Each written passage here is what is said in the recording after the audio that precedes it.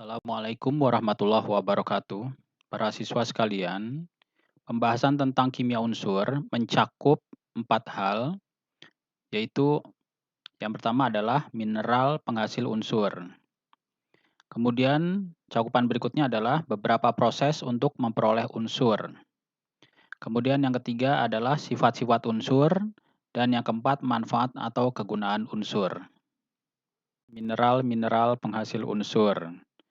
Beberapa mineral-mineral penghasil unsur telah ditampilkan di bagian ini. Contohnya adalah unsur alkali natrium, mineral penghasilnya adalah halit dan sendawa cili. Sementara kalium, mineral penghasilnya adalah silfit dan karnalit.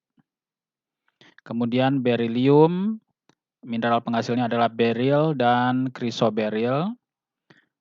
Kemudian berikutnya magnesium, kalsium, strontium, barium, radium, bisa dilihat-lihat pada kolom ini. Kemudian juga unsur-unsur seperti aluminium, besi, tembaga, timah, silikon, dan mangan juga bisa dilihat mineral penghasilnya pada kolom sini. Berikutnya adalah proses-proses pembuatan unsur telah ditampilkan di sini. Seperti misalkan proses Daun, pembuatan logam natrium dengan elektrolisis leburan NaCl. Kemudian proses Dow, yaitu pembuatan logam magnesium dengan elektrolisis leburan MgCl2. Kemudian proses Solvay, pembuatan soda natrium bikarbonat dan natrium karbonat dengan NaCl. Proses Hall atau Charles Martin Hall, pembuatan aluminium. Kemudian proses Tanur Tiup, proses Bessemer dan William Simmons, proses Fresh dan Sicilia, dan seterusnya bisa dibaca pada kolom ini. Berikut adalah beberapa reaksi pada proses pembuatan unsur. Yang pertama, proses Hall. Ini adalah proses pembuatan aluminium dari bahan bakunya atau mineralnya boksit. Kemudian proses Ostwald, pembuatan asam nitrat dari bahan dasar amoniak. Kemudian proses Haber-Bosch, pembuatan gas amoniak dengan bahan baku gas nitrogen dan gas hidrogen pada temperatur dan tekanan yang tinggi. Berikutnya proses Deacon adalah pembuatan gas klor. Berikutnya adalah proses kontak. Ini adalah pembuatan asam sulfat dengan katalis vanadium atau V2O5. Asam sulfat yang dihasilkan memiliki kadar yang cukup tinggi, yaitu 98%. Kemudian berikutnya adalah proses bilik timbal. Proses ini juga menghasilkan H2SO4, tetapi dengan kadar yang lebih rendah, yaitu 80%.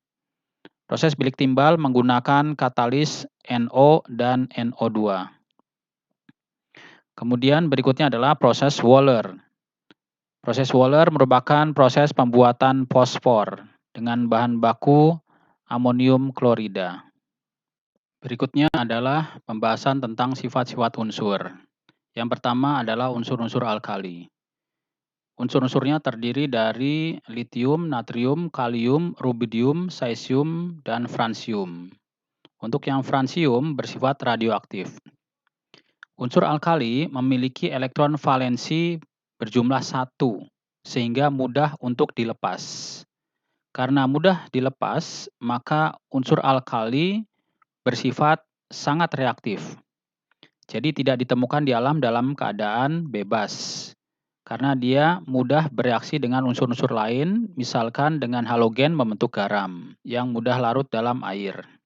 Kemudian unsur alkali juga bereaksi sangat hebat dengan air, membentuk basa dan gas nitrogen, serta juga menghasilkan api ataupun ledakan.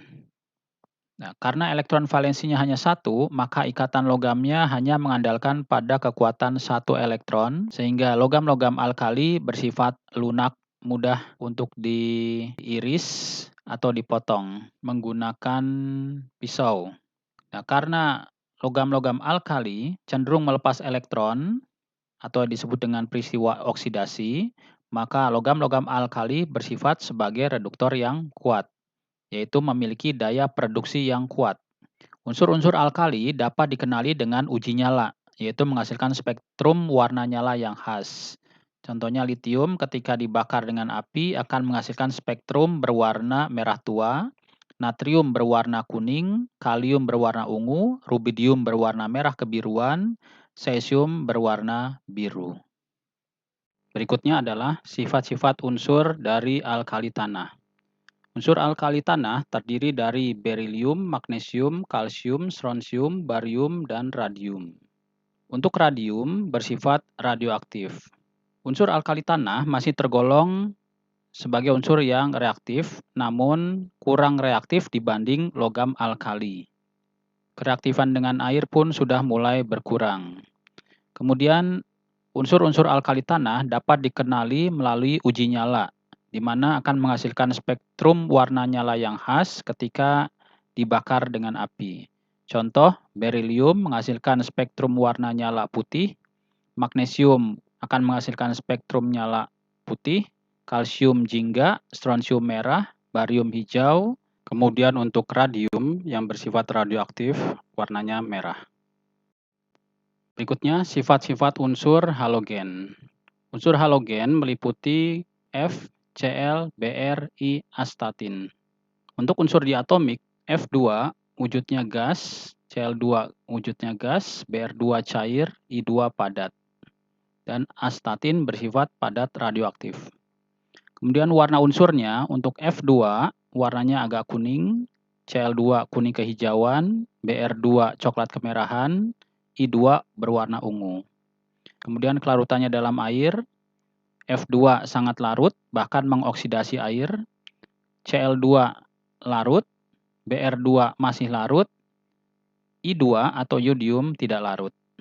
Nah, karena unsur halogen memiliki elektron valensi 7, maka sangat mudah menarik satu elektron supaya memiliki 8 elektron. Sehingga unsur-unsur halogen bersifat sangat reaktif, sehingga tidak terdapat dalam keadaan monoatom, minimal duiatom, seperti F2, Cl2, Br2, I2, At2. Kemudian, karena elektron valensinya 7, maka unsur halogen sangat mudah bersenyawa, khususnya dengan alkali menghasilkan garam yang sangat larut. Kemudian, karena mudah menarik satu elektron, yang disebut dengan peristiwa reduksi, maka unsur-unsur halogen bersifat oksidator yang kuat, yaitu memiliki daya pengoksidasi yang kuat. Kemudian selanjutnya, karena bersifat non-logam, maka memiliki titik leleh dan titik didih yang rendah. Selanjutnya adalah sifat-sifat unsur dari unsur gas mulia. Unsur gas mulia terdiri dari helium, neon, argon, kripton, xenon, dan radon. Untuk radon bersifat radioaktif.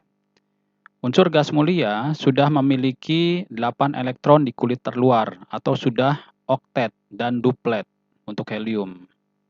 Maka unsur-unsur gas mulia bersifat stabil, kemudian dapat bersifat monoatom, juga sulit bersenyawa.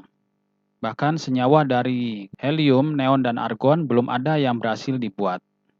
Kemudian karena sudah memiliki elektron yang lengkap, maka energi ionisasinya sangat besar, juga afinitas elektronnya atau kemampuannya untuk bersifat negatif juga kecil. Selanjutnya, unsur-unsur gas mulia berwujud gas sehingga titik didihnya rendah. Kegunaan unsur-unsur gas mulia tertera pada kolom di bawah ini. Di sini helium, misalkan kegunaannya adalah F, yaitu pengisi tabung untuk para penyelam, agen pendingin reaktor nuklir, pengisi balon udara, bahan bakar roket, kemudian gas pada lorong pengujian pesawat terbang. Kemudian untuk neon, kegunaannya adalah D, yaitu sebagai pengisi lampu neon. Dan seterusnya bisa dilihat pada kolom ini. Selanjutnya, sifat-sifat unsur dari unsur periode ketiga. Ditandai konfigurasi elektronnya adalah 3s sampai dengan 3p. Unsur-unsurnya meliputi natrium, magnesium, aluminium, silikon, fosfor, belerang, klor, dan Ar. Bisa kita singkat dengan kata-kata, nanti Minggu Ali siap pacaran sama calon artis. Unsur-unsur periode ketiga yang bersifat logam adalah natrium, magnesium, dan Al.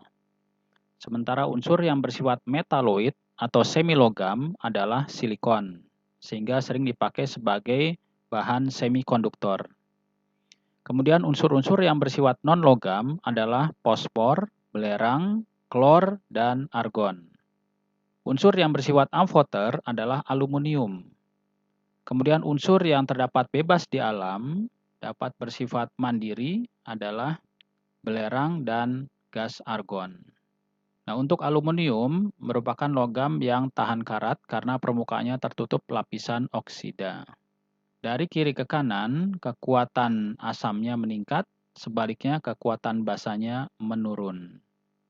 Kemudian, makin ke kiri, makin bersifat sebagai reduktor, memiliki daya produksi yang kuat. Sementara makin ke kanan, makin bersifat sebagai oksidator, memiliki daya oksidasi yang kuat. Semakin ke kiri bersifat basa, semakin ke kanan semakin bersifat asam, kecuali argon bersifat netral. Sifat unsur berikutnya adalah unsur-unsur transisi periode keempat. Ditandai pada subkulit S memiliki angka 4, kemudian pada subkulit D memiliki angka 3. Unsur-unsurnya adalah skandium, titanium, vanadium, krom, mangan, besi, kobal, nikel, tembaga, dan seng. Dapat disingkat dengan kata-kata SCTV, mencari pemain film komedi ninja cukup singkat. Nah, unsur-unsur ini terletak pada periode keempat, berjumlah 10. Kemudian memiliki sifat, yaitu yang pertama bersifat logam atau konduktor, kemudian bersifat magnet, kemudian bersifat katalis, kemudian memiliki bilangan oksidasi yang bervariasi, seperti misalkan besi memiliki bilangan oksidasi 2 positif dan 3 positif. Kemudian tembaga memiliki bilangan oksidasi +1 dan +2. Kemudian mangan, krom juga memiliki bilangan oksidasi yang bermacam-macam. Kemudian ionnya berwarna-warni, kemudian dapat membentuk ion kompleks. Nah, untuk unsur transisi periode keempat ini, unsur yang bersifat ferromagnet adalah besi, kobal, dan nikel. Sementara unsur transisi yang bersifat diamagnet adalah tembaga dan seng. Selanjutnya, sisanya bersifat paramagnet, yaitu skandium, titanium, vanadium, krom, dan mangan. Demikian dulu pembahasan kita tentang kimia unsur. Mengenai pemanfaatan ataupun kegunaan dari unsur-unsur dapat dibahas pada pertemuan selanjutnya. Semoga pembahasan kali ini dapat diulang-ulang untuk bisa lebih dipahami. Demikian, terima kasih. Wassalamualaikum warahmatullahi wabarakatuh.